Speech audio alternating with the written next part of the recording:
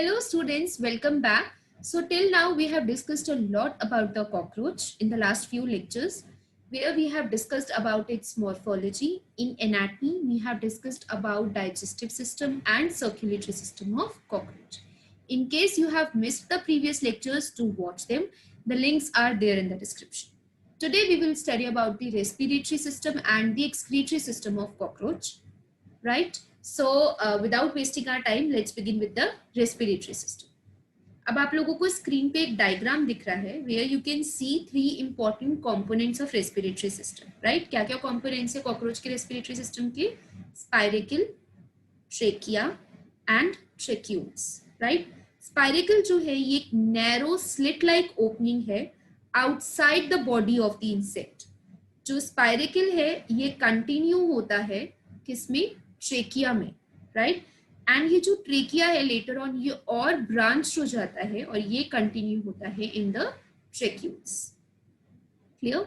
सो spiracle जो है ये ओपनिंग है outside the insect body. Now respiratory system of the cockroach consist of spiracles and network of trachea and tracheoles. ये मैं आपको डायग्राम में एक्सप्लेन कर चुकी हूँ, राइट? अब हम स्पाइरिकल्स के बारे में पढ़ेंगे. ये 10 पेयर्स होते हैं, पेयर्ड होते हैं स्ट्रक्चर में, ठीक है? They are paired in nature. 10 pairs होते हैं spiracles. They are slit like openings. Spiracles को हम स्टिग्माटा भी कहते हैं. ये छोटी सी स्लिट लाइक ओपनिंग होती है. कहाँ प्रेजेंट होती है? Lateral side of the body. Cockroach की जो लेटरल साइड है वहां पर स्पाइरिकल्स प्रेजेंट होती है and they are guarded by the bristles. Now what you need to understand here is, आपको सर्कुलेटरी सिस्टम में बताया था ऑस्टिया होते हैं, राइट? ऑस्टिया का काम क्या होता है? वो भी एक ओपनिंग है जहां से ब्लड अंदर आता है from one sinus and later on chambers के through it enters into interior aorta, the very first chamber, और वहां से हेड साइनस में जाता है. यही मैंने आप लोगों को बताया था in the circulatory system. Now in the case of the spiracles as well, ये भी ऑस्टिया की तरह ही है, ठीक है? वहां पे ऑस्टिया ओपनिंग थी, यहाँ स्पाइरिकल ओपनिंग है. वहां ऑस्टिया गार्डेड थे बाय द वेल्व्स, यहाँ स्पाइरिकल्स गार्डेड हैं बाय द ब्रिसल्स और हेयर, ठीक है? ब्रिसल्स और हेयर दोनों ही प्रेजेंट होते हैं. So they are guarded by bristles and hair. और क्या काम होता है इनका, किस लिए प्रेजेंट होते हैं? To keep the dirt and dust away from the respiratory tract. तो रेस्पिरेटरी सिस्टम जो है, जो रेस्पिरेटरी ट्रैक्ट है, इट शुड बी क्लीन, वो साफ होना चाहिए, राइट? तो उसके लिए ब्रिसल्स और हेयर प्रेजेंट होते हैं जो डर्ट और डस्ट को दूर रखते हैं रेस्पिरेटरी ट्रैक्ट से. These spiracle opens into the tracheal chamber. आप लोग ये डायग्राम में देख चुके हो that जो ट्रेकिया है it opens into the tracheal chamber और इस ट्रेकिया से main tracheolar trunks and tracheal trunks निकलती है, राइट? सो स्पाइरिकल जो है ये ट्रेकियल चेम्बर में खुलता है एंड फाइनली यहाँ से मेन ट्रेकियल ट्रंक अराइज होती है. Now, second is the network of trachea and tracheoles, right? So, hemocoel क्या है? Body cavity filled with blood. वो body cavity जो blood से भरी हुई होती है, filled होती है, उसे हम hemocoel कहते हैं. Hemocoel क्या contain करता है? Hemocoel contain air tubes. Air tubes का कैसा nature है? ये elastic होते हैं nature में, branched structures होते हैं, right? So, hemocoel क्या contain करता है? Branched elastic air tubes contain करता है जिसे आप ट्रेकिया कहते हो. जो ट्रेकिया है ये प्रोफ्यूजली ब्रांच्ड है. Later on this trachea divide into the tracheoles, और ये ट्रेकिया और ट्रेक्यूल्स जो हैं they are entering into the tissues, they are penetrating into the tissues. Do you get my point? What I said is कि trachea और tracheoles के network के लिए हमने क्या देखा कि हीमोसील यानी कि body cavity which is filled with blood, वहां पर elastic narrow branched tubes present होती हैं जिन्हें आप एयर ट्यूब्स कहते हो. इन एयर ट्यूब्स को हम ट्रेकिया कहते हैं. ये ट्रेकिया ब्रांच्ड है, ये फर्दर डिवाइड होता है ट्रेक्यूल्स में एंड ट्रेक्यूल्स जो हैं they are penetrating the different tissues. ये ऑक्सीजन एक्सचेंज में, gaseous exchange, oxygen carbon dioxide की एक्सचेंज में हेल्प करता है. जो डिस्टल एंड है, here I have mentioned tracheoles terminate into the tissues and they contain tissue fluid at the distal end. आपको मैं बताती हूँ, दो एंड्स होते हैं, one is the proximal and one is the distal. Proximal means proximity, proximity means closeness, pass. Distal means distant. दूर वाला and. तो जो ट्रेक्यूल्स हैं they are terminating into the tissues. अब उन ट्रेक्यूल्स का जो टर्मिनल एंड है यानी कि दूर वाला एंड है, वहां पर टिश्यू फ्लूइड प्रेजेंट होती है। इस टिश्यू फ्लूइड का रोल क्या है? कोई भी चीज प्रेजेंट है plays a specific role, definitely उसका कोई तो रोल है।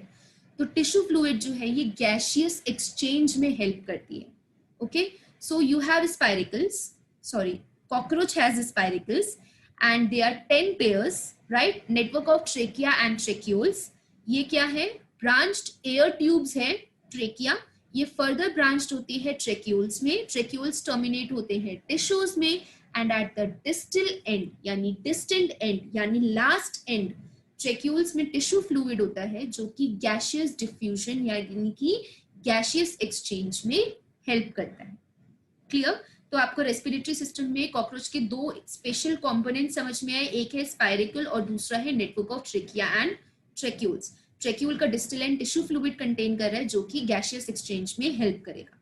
Now we will study the mechanism of respiration. बहुत सिंपल है, ठीक है? Tergosternal muscles extend vertically, the very first thing that I have mentioned. आपको पता है, मैंने जब पढ़ाया था मैंने बताया था कॉकरोच के पास टर्गाइट्स भी होते हैं और स्टर्नाइट्स भी होती हैं, राइट? सो उसी तरीके से just look at my hand, ये वर्टिकल है, ये हॉरिजॉन्टल है, टर्गाइट है, स्टर्नाइट है, राइट? ये डोर्सल वेंट्रल एंड्स पर, डोर्सल वेंट्रल कवरिंग्स होती हैं टर्गाइट्स एंड स्टर्नाइट्स।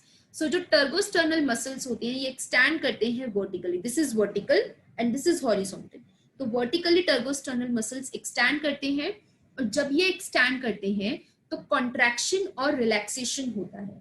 कॉन्ट्रैक्शन और रिलैक्सेशन जो है ये सिंक्रोनाइज करता है। सिंक्रोनाइज मतलब it matches with the compression and relaxation. Contraction हो रहा है, रिलैक्सेशन हो रहा है, ठीक है? कंप्रेशन हो रहा है, रिलैक्सेशन हो रहा है। बहुत सिंपल है। अगर कोई चीज कॉन्ट्रैक्ट करेगी तो वो रिलैक्स भी करेगी, कोई चीज कंप्रेस करेगी तो वो एक्सपैंड भी करेगी। सिंपल है। Now to understand the respiration of cockroach, मैं आपको एक छोटा सा कॉन्सेप्ट बताती हूँ। Place your hand over your stomach, सब अपने पेट पे हाथ रखो एंड इनहेल। जब आप इनहेल करोगे यू विल फील कि आपका जो स्टमक है वो बाहर आ रहा है, एब्डोमेन जो है वो थोड़ा सा बाहर आ रहा है यानी एक्सपैंड कर रहा है। When you inspire something it expands, और जब आप एयर को बाहर छोड़ोगे यानी कि आप एक्सपायर करोगे, आपका स्टमक अंदर जा रहा है, it contracts. Do you get my point? Similarly tergosternal muscles जो हैं they are extending vertically, contraction is matching with the compression. जब कोई चीज कॉन्ट्रैक्ट कर रही है वो कंप्रेस कर रही है, जब कोई चीज रिलैक्स कर रही है तो वो चीज एक्सपैंड कर रही है। So expiration is related to the contraction, वो मैंने अभी आपको बताया। Just compare it with yourself.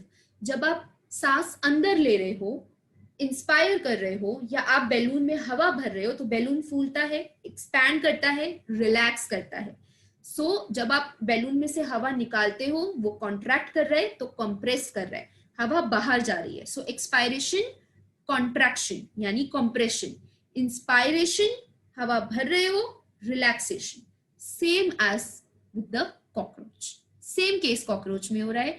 टर्गोस्टर्नल muscles they are extending vertically, right? There are contraction and relaxation movements जो कि कॉकरोच में भी होती हैं। एक्सपायर करते हैं तो कॉन्ट्रैक्शन होता है, जब ये इंस्पायर करते हैं तो रिलैक्सेशन होता है यानी एक्सपेंशन होता है। Now at rest, at rest क्या हो रहा है?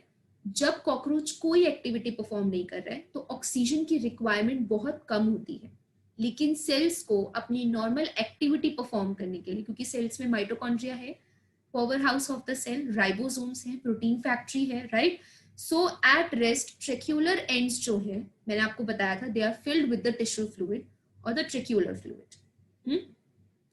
मूवमेंट जो है ऑक्सीजन की is along the pressure gradient. Pressure gradient मतलब हाई कॉन्सेंट्रेशन से लो कॉन्सेंट्रेशन की तरफ होता है। सो इजीली ऑक्सीजन का मूवमेंट होगा हायर कॉन्सेंट्रेशन से लोअर कॉन्सेंट्रेशन की तरफ, इसका मूवमेंट होगा, राइट? तो अगर रेस्ट पर है कॉकरोच, ऑक्सीजन की रिक्वायरमेंट कम है, इसका मतलब ये नहीं है कि बिल्कुल नहीं है उसे रिक्वायरमेंट है लेकिन कम है।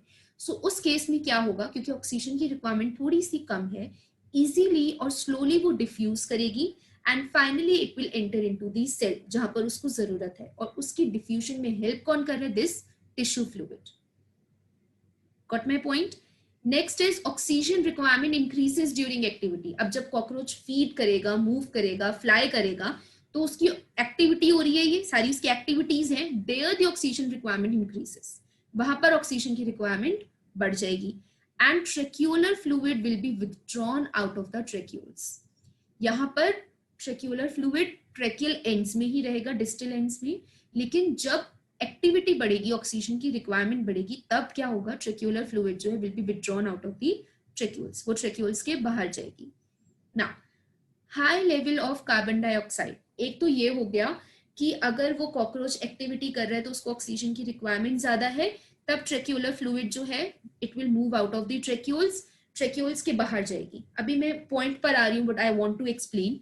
देन अगर एब्डोमिनल कैविटी में कार्बन डाइऑक्साइड बढ़ गया, हमारी बॉडी में भी, तो सिमिलरली एक इंसेक्ट की बॉडी में भी, दैट इज कॉकरोच, उसकी बॉडी में भी जैसे ही कार्बन डाइऑक्साइड ज्यादा होगा, they need to expire that out, उसे बाहर निकालना है और ऑक्सीजन को अंदर लेना है। सो यहाँ पर क्या हो रहा है कि high level of carbon dioxide abdominal cavity में जब होगी, या फिर कॉकरोच अगर कोई एक्टिविटी परफॉर्म करे और उसको ऑक्सीजन की रिक्वायरमेंट ज्यादा हो गई, दोनों ही केसेस में जो टर्गोस्टर्नल मसल्स हैं और एब्डोमिनल मसल्स हैं, ये कॉन्ट्रैक्ट करेंगे, देन रिलैक्स करेंगे, कॉन्ट्रैक्ट करेंगे, रिलैक्स करेंगे, कॉम्प्रेस होंगे और एक्सपैंड होंगे। एक्सपायर करेंगे किसको? कार्बन डाइऑक्साइड को। कॉन्ट्रैक्ट कर रहे हैं मतलब कॉम्प्रेस हो रहे हैं, यानी एक्सपायरेशन हो रहा है, क्योंकि कार्बन डाइऑक्साइड को बाहर निकलना जरूरी है। एंड इसके बाद रिलैक्सेशन होगा, क्योंकि ऑक्सीजन की रिक्वायरमेंट भी है, तो उसको इंस्पायर करेंगे। And this is all happening with the help of spiracles and trachea. I hope आपको समझ में आया मैंने क्या समझाने की कोशिश की। टर्गोस्टर्नल मसल्स हैं, दे expand and they compress, they extend vertically, abdominal muscles भी और टर्गोस्टर्नल मसल्स भी। क्यों कर रहे हैं ये कॉन्ट्रैक्ट या रिलैक्स? ताकि कार्बन डाइऑक्साइड को बाहर निकाल सके और ऑक्सीजन को अंदर ले सके। The point that I have explained you till now, with relaxation, with expansion, abdomen expand होगा। रिलैक्स कर रहे हो, एब्डोमेन फैलेगा और इसकी वजह से इंस्पायरेशन होगी। One point that I would like to add on, जो मैं आपको बताना चाहती हूँ, कार्बन डाइऑक्साइड स्पाइरिकल्स और ट्रेकिया के थ्रू तो इजीली अंदर बाहर कर रहा है, ठीक है, बाहर जा रहा है, इजीली एक्सपायर कर रहा है। एक और रूट होता है जिसके थ्रू कार्बन डाइऑक्साइड कॉकरोच की बॉडी से बाहर जा सकता है, and that is cuticular respiration. What is this? Cockroach के पास काइटिन की, क्यूटिकल की कवरिंग होती है, उसके थ्रू भी ऑक्सीजन जो है, मतलब कि क्यूटिकल के थ्रू भी इसीलिए कार्बन डाइऑक्साइड जो है वो डिफ्यूज आउट कर सकता है। डिफ्यूजन रेट कार्बन डाइऑक्साइड का कई ज्यादा होता है एज कंपेयर टू ऑक्सीजन, इसीलिए it is easy for carbon dioxide to move out of the body as compare to that of the oxygen. तो cuticular respiration is much more beneficial for cockroach with respect to the carbon dioxide gas only. Okay, trachea और spiracles के through तो contraction relaxation जैसे उसका हो रहा है, muscles की मूवमेंट हो रही है, लेकिन कार्बन डाइऑक्साइड जो है वो बॉडी के बाहर एक और रूट से जा सकता है, and that is cuticle, easily diffuse कर जाएगा। So that was all about the respiratory system that we have discussed about the cockroach. हमने क्या देखा? उसके पास स्पाइरिकल्स है, ट्रेकिया है, एंड इट हैज ट्रेक्यूल्स। ठीक है, स्पाइरिकल्स कितने पेयर हैं, कहाँ किससे गार्डेड हैं? To keep the dust and dirt away, they continue into tracheal chamber, trachea and tracheoles है, tracheoles जो है they terminate into tissues and they contain the tissue fluid at distal end। then आपने इसकी mechanism को समझा, बस एक concept याद रखो, कॉन्ट्रैक्ट हो रहा है, कंप्रेस हो रहा है, एयर बाहर जाएगी, एक्सपायरेशन। इंस्पायर कर रहे हो, एक्सपैंड होगा, ठीक है, रिलैक्सेशन होगी। Now we will discuss about the excretory system of the cockroach. Okay, so यहाँ पे आपको एक डायग्राम दिख रहा है, will come to this diagram soon. यहाँ पे आप देख सकते हो it regulate amount of nitrogenous material. For obvious, human body ले लो या कॉकरोच की बॉडी ले लो, वेस्ट अगर बॉडी में एक्यूमुलेट हो रहा है, we need to remove that. हम अपने बॉडी के वेस्ट को फीसेस या यूरिन की फॉर्म में इजेस्ट आउट या एक्सक्रीट आउट करते हैं, राइट। सिमिलरली कॉकरोच जो है वो भी अपनी बॉडी में नाइट्रोजनस मटेरियल को, इनऑर्गेनिक सॉल्ट्स को, वाटर को ब्लड और हीमोलिम्फ में रेगुलेट करता है। ब्लड और हीमोलिम्फ एक ही चीज है। तो अगर ब्लड में एक्सेस ऑफ नाइट्रोजनस मटेरियल है, नाइट्रोजनस वेस्ट है, इनऑर्गेनिक सॉल्ट है, उसको रेगुलेट करना बहुत जरूरी है। तो वो उसको कैसे रेगुलेट करता है? With the help of these components. ये एक्सक्रीटरी सिस्टम के कंपोनेंट्स है। जैसे रेस्पिरेटरी सिस्टम के स्पायरिकल, ट्रेकिया और ट्रिक्यूल्स थे, एक्सक्रीटरी सिस्टम के Malpighian tubules, fat body, nephrocytes and uricose glands है। Now before I move to the next slide, आप लोग यहाँ देख सकते हो माल्फीजियन ट्यूब्यूल्स की लोकेशन क्या है। This is the foregut, यहां तक। Then after the hepatic caeca is the midgut. Then from ileum till rectum portion, this is the hindgut. और ये जो आपको थ्रेड लाइक स्ट्रक्चर्स दिख रहे हैं, दिस इज माल्फीजियन ट्यूब्यूल्स। ये डायग्राम मैंने आपको पूरा एक्सप्लेन किया है डाइजेस्टिव सिस्टम में, इफ यू डू रिमेंबर, मैंने वहां पूरा ये डायग्राम एक्सप्लेन किया है। सो अगर मैं आपसे कहूँ माल्फीजियन ट्यूब्यूल्स की क्या लोकेशन है, बहुत ही इजीली बता सकते हो, eight the junction of midgut and hindgut. जहां पर मिडगट खत्म हो रहा है और इलियम स्टार्ट हो रहा है, वहां पर ये fine thread like blind tubules present है, जिससे आप कहते हो माल्फीजियन ट्यूब्यूल्स। ओके, सो सबसे पहले हम माल्फीजियन ट्यूब्यूल्स के बारे में ही पढ़ेंगे। कहाँ प्रेजेंट होते हैं? At the junction of midgut and hindgut, along the alimentary canal, of course। ठीक है, fine long unbranched yellowish blind tubules हैं। They are lying freely in the haemolymph. Cockroach क्या है? यूरिकोटेलिक। नाउ सी, क्या काम होता है माल्फीजियन ट्यूब्यूल्स का? हीमोलिम्फ, ब्लड में नाइट्रोजनस वेस्ट है, राइट, इनऑर्गेनिक सॉल्ट्स हैं, और उसको रेगुलेट करना है एक्सक्रीटरी सिस्टम को। क्या करेगा वो? इन सारे वेस्ट मटेरियल्स को, नाइट्रोजनस वेस्ट को एब्सॉर्ब करेगा। कौन? Malpighian tubules. Listen me very carefully, जो भी ब्लड में नाइट्रोजनस वेस्ट है, इसको एब्सॉर्ब करेगा। एब्सॉर्ब करके उसको यूरिक एसिड में कन्वर्ट करेगा, और यूरिक एसिड की फॉर्म में उसको बॉडी से एक्सक्रीट कर देगा। तो कॉकरोच क्या हुआ? यूरिकोटेलिक। तीन तरीके की टाइप की एक्सक्रीशन होती है। नाइट्रोजनस वेस्ट अगर अमोनिया की फॉर्म में बाहर जा रहा है, उन ऑर्गेनिजम्स को अमोनोटेलिक कहते हैं। अगर कोई भी वेस्ट बॉडी से यूरिक एसिड की फॉर्म में बाहर जा रहा है, उसे यूरिकोटेलिक कहते हैं, और कोई यूरिया की फॉर्म में बाहर जा रहा है, उसे यूरियोटेलिक कहते हैं। ओके, सो यहाँ पे क्या हो रहा है कि जो माल्फीजियन ट्यूब्यूल्स हैं, they are absorbing all the nitrogenous waste, converting it into, उसको कन्वर्ट कर रहा है किसमें? इन द यूरिक एसिड, और कॉकरोच उन यूरिक एसिड को बॉडी से बाहर निकाल रहा है। So cockroach is uricotelic. Next is fat body. Fat body किसका बना हुआ है? फैट सेल्स का। Very obvious. अब ये फैट सेल्स कहाँ प्रेजेंट होते हैं? जो बॉडी वॉल होती है उसके नीचे, वहां उन स्पेसेस में जहां कोई इंटरनल ऑर्गन लोकेटेड नहीं है। I repeat, fat body fat cells की बनी है। फैट बॉडी कहाँ प्रेजेंट होती है? बॉडी वॉल के नीचे, उन स्पेसेस में जहां कोई इंटरनल ऑर्गन भी लोकेटेड नहीं है, कोई ऑर्गन नहीं है। Clear? These fat body accumulate, produce and store the uric acid. So fat body का काम क्या है? ये जो सेल्स हैं, फैट सेल्स, ये accumulate करते हैं, प्रोड्यूस करते हैं, and they store the uric acid, और यूरिक एसिड को ये स्टोर करते हैं। ओके, थर्ड जो आपका कंपोनेंट है एक्सक्रीटरी सिस्टम का, इन the case of cockroach, cockroach का जो एक्सक्रीटरी सिस्टम का component, that is nephrocytes. Nephrocytes क्या है? ये लार्ज कलरलेस ओवॉइड, साइज में काफी बड़े हैं, कोई कलर नहीं है इनका स्पेसिफिक, ओवॉइड शेप है, बाई न्यूक्लिएट मीन्स दो न्यूक्लियस हैं, attached to the dorsal diaphragm.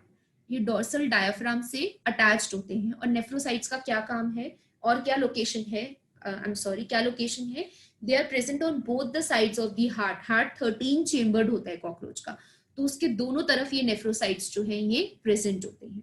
Okay, so these nephrocytes are large colorless ovoid binucleate cells which are attached to the dorsal diaphragm.